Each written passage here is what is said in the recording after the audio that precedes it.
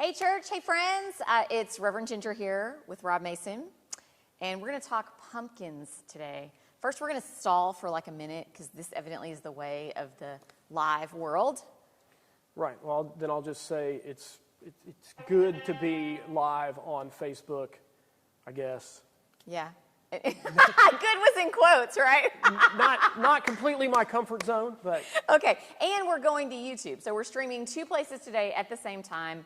I was amused by the sound of Rob's phone giving him a little announcement as we're weighing in here. You should mute that phone, just in case. Somebody didn't tell me to do that. Oh, sorry, that's on us. We're the pros.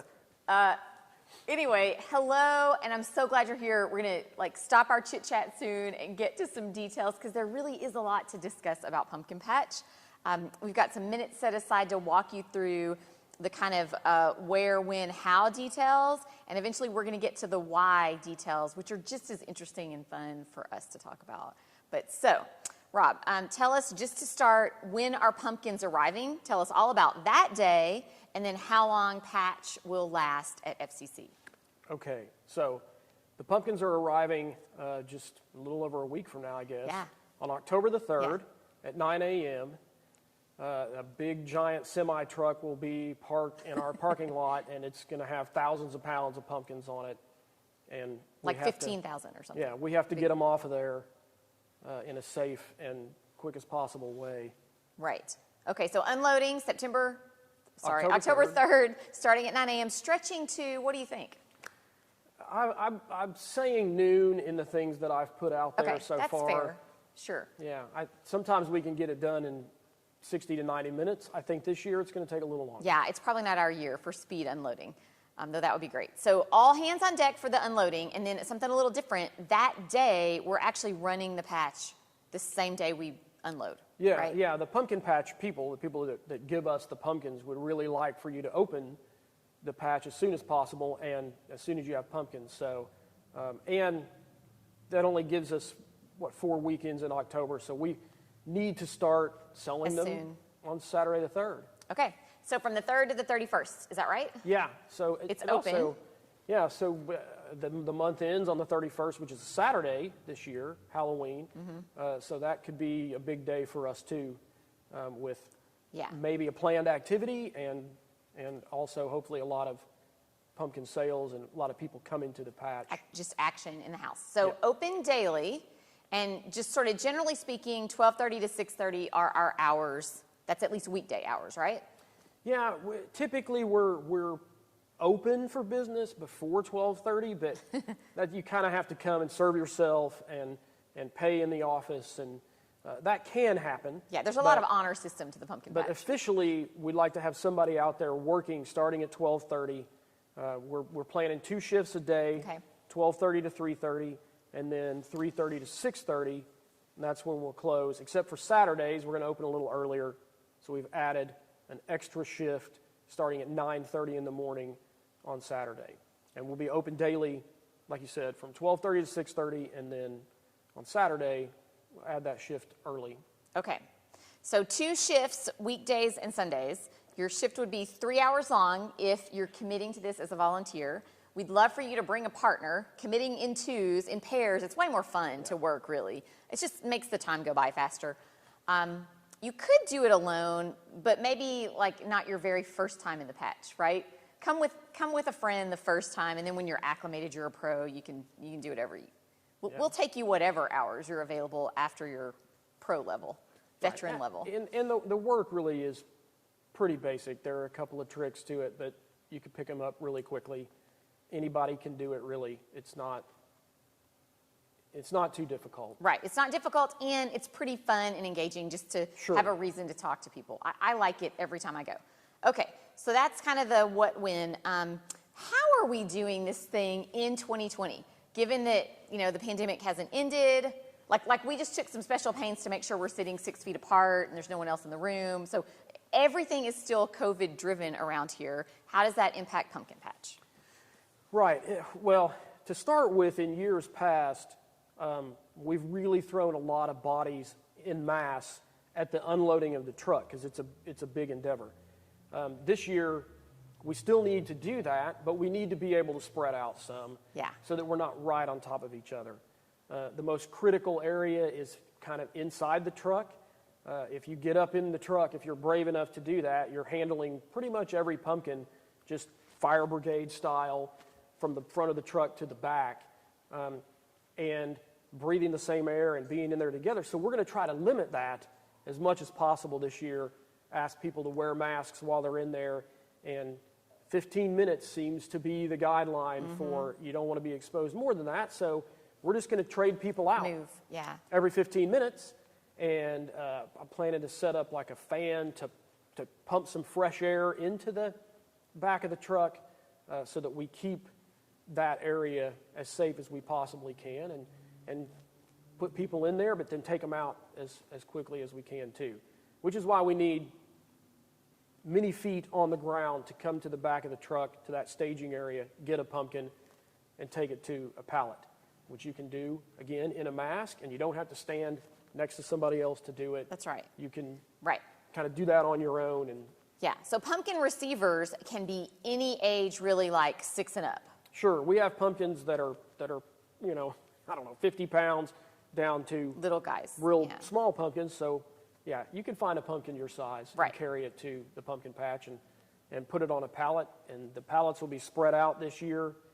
Really spread out. Further than normal. Usually we have nice, neat rows, and they're kind of all together, and this year we want to spread out further, spread the pallets out. So spread the people out. Spread as the you're people shopping. out, yeah. Okay, so pumpkin receivers can be any hands on deck. People on the truck, there is kind of this minimum, I don't know, barrier to entry is you got to be able to lift like 40 pounds of pumpkin. Right, because you touch every pumpkin and it gets tiring pretty quickly. Keep in mind, we're going to get you out of there in 15 minutes, so it's not going to be as bad as it has been in the past. So you'll be like gray team, blue team, red team, green team, whatever. You'll have an assignment. Sure. Yeah. And you'll like every 15 minutes you have to rotate out of the truck for a bit, get a breather for probably 15 minutes. Right. Yeah. And then, so it does take a little bit more strength, but my wife is fond of telling me that she climbs up into the truck all the time. So your wife is a beast. Yeah. She can lift pumpkins. So you can be a of the female persuasion, of the male persuasion. It doesn't. You can be petite, or you can be the Hulk, But you just have to be able to lift and Sure. and have some stamina for heavy lifting. Exactly. Yeah. And potentially come already medicated with your Benadryl, antihistamine, whatever it is you do to fight the hay in the pack air. the pumpkins. They pack the pumpkins in hay. So if you've got the hay fever, you might want to take a Zyrtec before you show Tread up. lightly there. Yeah, that's my problem, the hay fever. Okay, so that's kind of like what it will look like. What about, are there any more like concessions you want to talk about for COVID, or what the experience either will look like or what we hope for it as people visit the patch? Sure, yeah. In the past we've set up a big tent and some semi-indoor spaces where we kept some of the stock. And this year we're going to try to move away from anything that's indoors.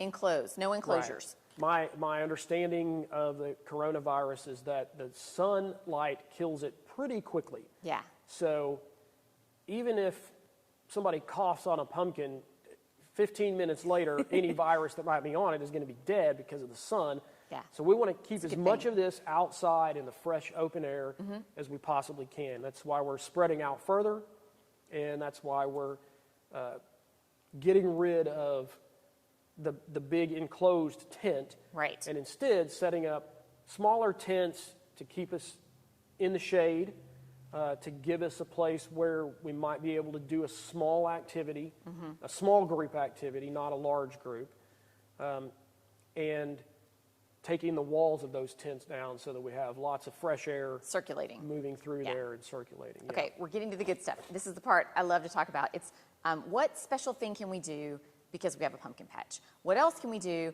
besides sell a pumpkin? So you mentioned gathering or small events. What's on your mind there? Well, I think last year we were a little we were a little lacking in this department, and we really wanted to do more this year. Obviously, and then 2020. 2020 came along, so we have to really think about what that looks like. But I still think maybe every weekend we might end up with a special event. One of the things I have in mind is kind of to get some little individual pumpkin decorating kits. Right. And then we'll publicize it on Facebook that if you want to come and buy a pumpkin on this particular Saturday, we'll give you the little kit, and you can use our area to decorate those pumpkins or take it home with you, or however you want to do it. Just the idea is to offer some sort of activity to help to get people to come to the patch. I think it's going to be a weird Halloween this year. Yes. Trick-or-treating is maybe not the best activity for people to do. Halloween parties are probably going to be in shorter supply. So coming to the pumpkin patch and maybe getting a little kit to decorate your pumpkin could be a fun activity for families to do, for kids to do. And as always, we have a number of kind of picture-taking stations. We love to get the hay bales and the cutouts and the fences and just the different things to set up a nice fall area for you to take pictures with the kids and stuff. And we're planning to have 3 or 4 of those spread out around the patch, and that will give people something to do when they come to the pumpkin patch. And I think this year people are going to need something to do. Yeah, and we can help with that. Speaking of Halloween Day, October 31st, we have an all-church picnic planned for that day. And it's still kind of a rolling in process kind of event, but we're thinking there needs to be some kind of costume contest. It's October 31st. Maybe that's limited to our children. Maybe it's not. I don't know.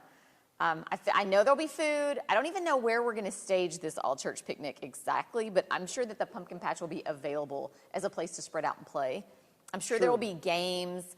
It really is primarily for our fellowship among FCC, so it's not a fall festival. It's not a replacement trunk or treat. Those factors might move us to the back side of the building where it might make more sense for us to spread out in the large playground. But I think just having this great campus at our disposal and having a pumpkin patch in it on Halloween is a good thing that we want to take advantage of. Why not? Certainly. So that's out there.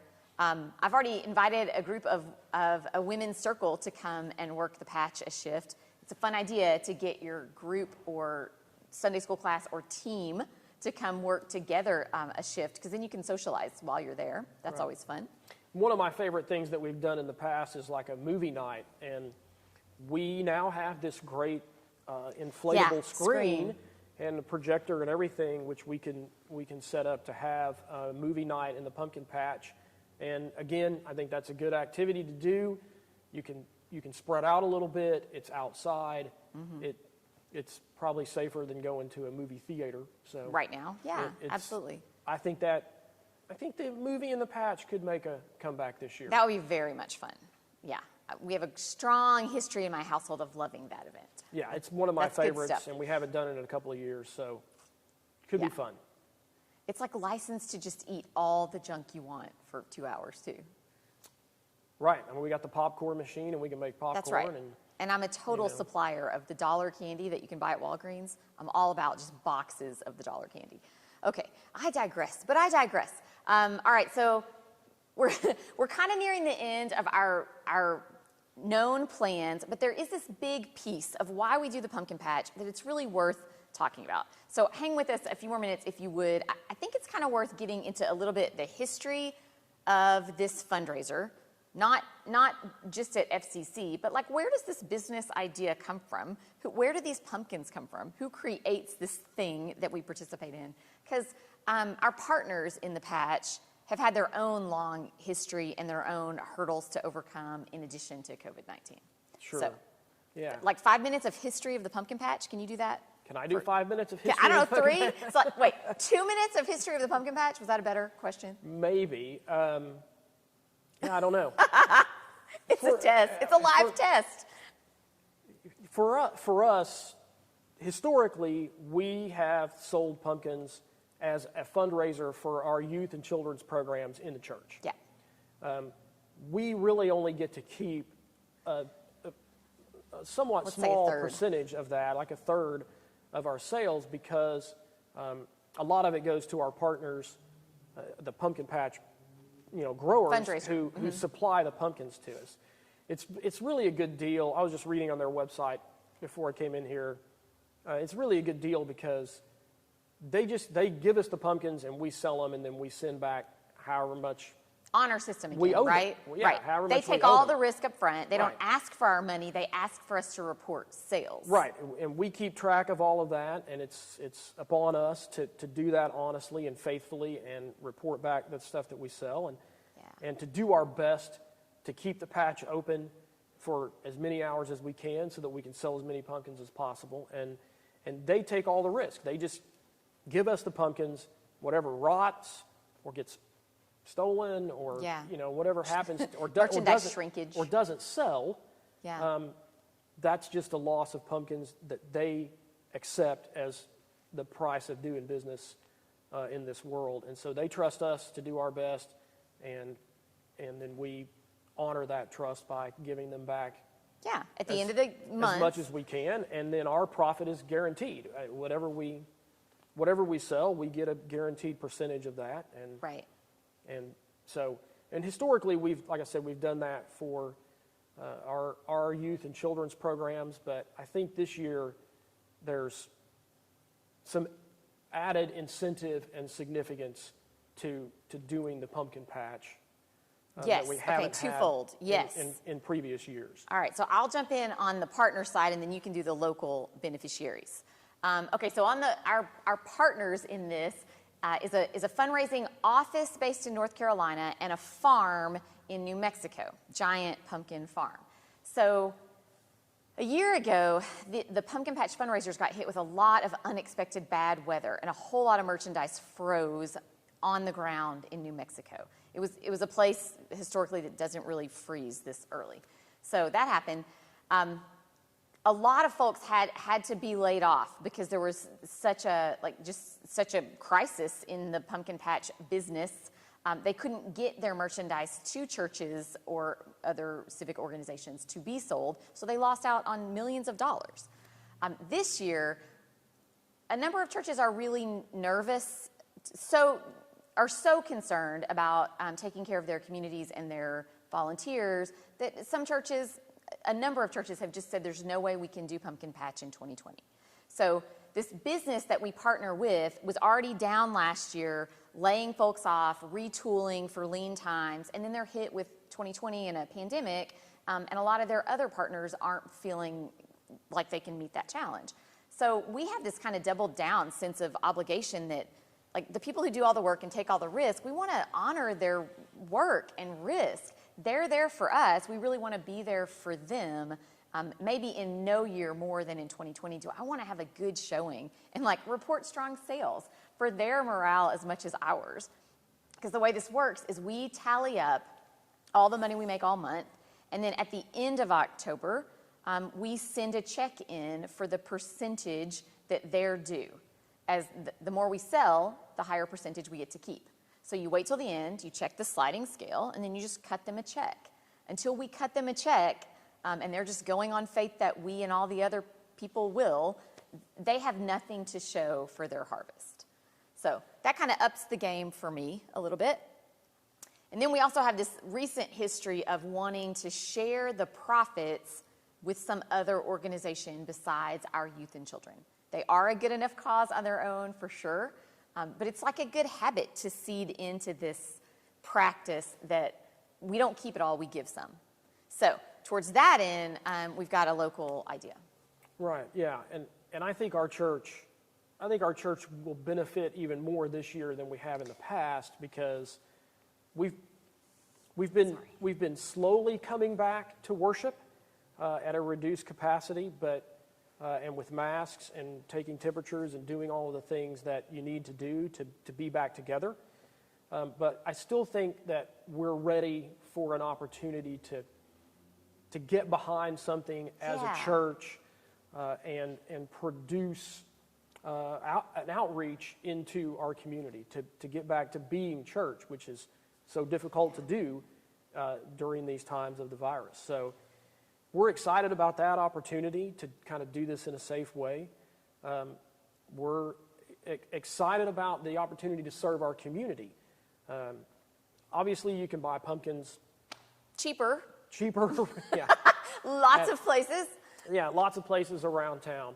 But if you come here, you're going to get a fuller experience with some activities, with some photos, and an opportunity to kind of also give back yourself to our community.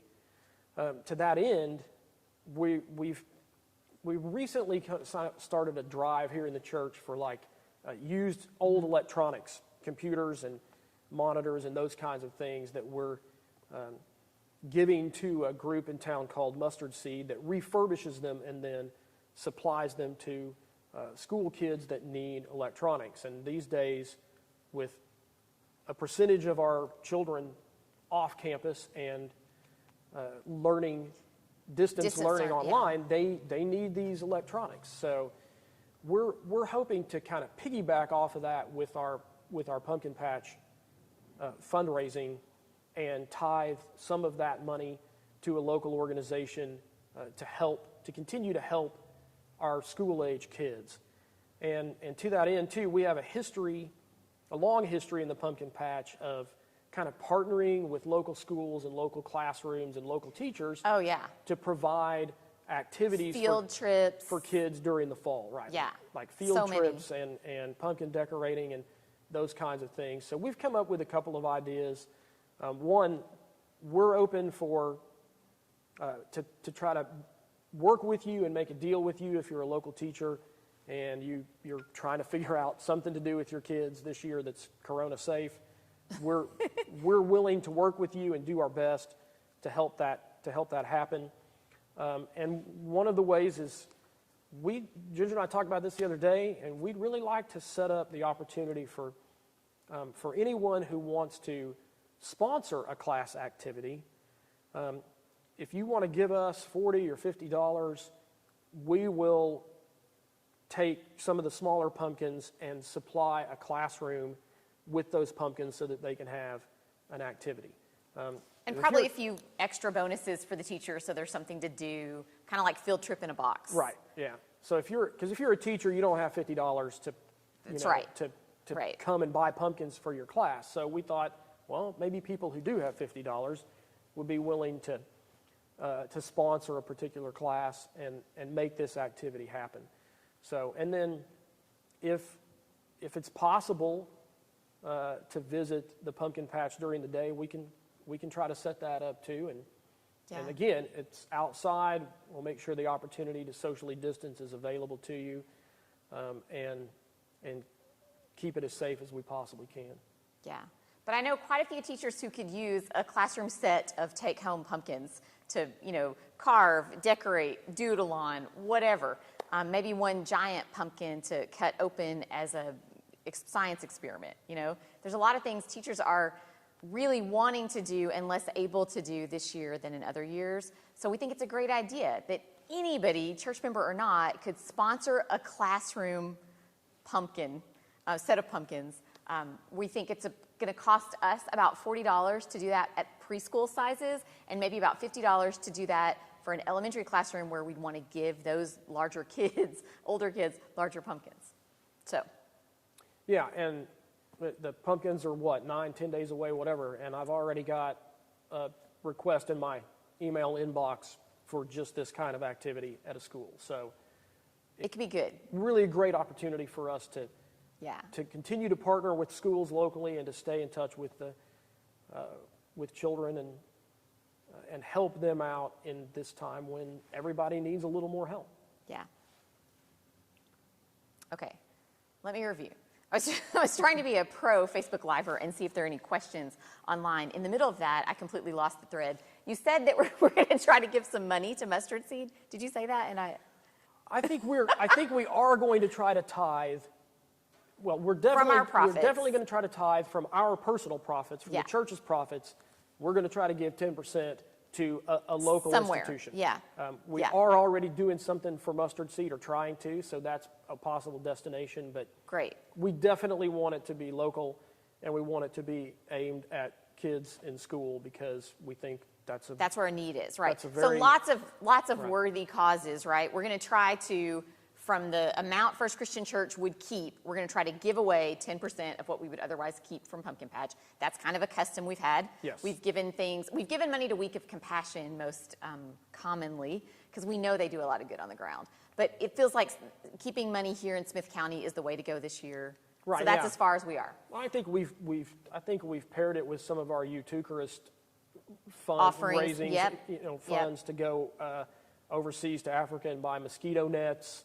So we've done a lot of different. We've done hurricane relief in Houston a couple times. a couple of times. So we've done a couple of different things. But this year we'd like to keep it Great. Close to home, and serve a populace that's really in need right now. Okay. All the big whys. It just does a lot of good to come to FCC and buy, a designer pumpkin. Right.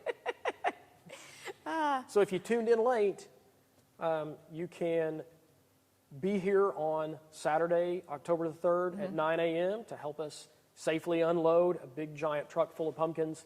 And you can sign up to work a shift in the pumpkin patch. I'm not even sure we hit that. Oh, yeah, there's a new little tool, right? Right, so there's a couple of ways to do that. If you come on Sunday, there'll be a calendar and you can write your name on it. Maybe that's the simplest thing. But if you're not coming by here on Sunday, you can always just call the church office and someone will write your name, tell you the spots that are open and write your name down. That's a great way to do it too. But if you're more tech savvy in this new world that we live in, you can go online, and there's a calendar online now that you can sign up for, and just book an appointment in the pumpkin patch at either 12:30 or 3:30 on the day in October that you wish to do it. You can find that link on our Facebook page.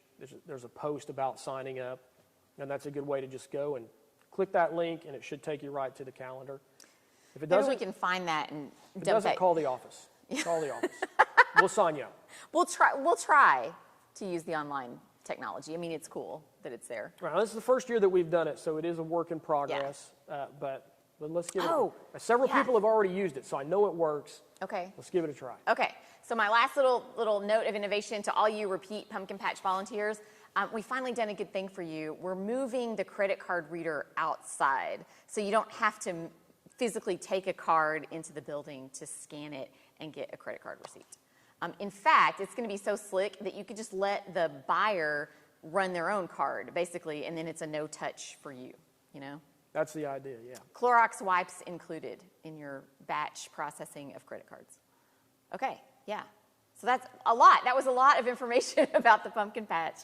Thanks for hanging with us if you're still here. It's a big deal this year, so we hope that everyone will show up and help us make it a big deal. Yeah, it is a big deal, and it stands to do a lot of good. So it can feel like something really normal that you need, a little moment of normal in your fall. It can also feel like you're really contributing. It can feel a little bit like an act of service that you do with your hands and feet, or an act of prayer that you do with your hands and feet if you're not up to praying in any of the standard ways in this very strange year we're having. So, okay, good blessings to all, good tidings, and I think we're wrapping up. We have nothing more. Thanks, Travis. Thanks for watching. We'll hopefully see you a Sunday soon.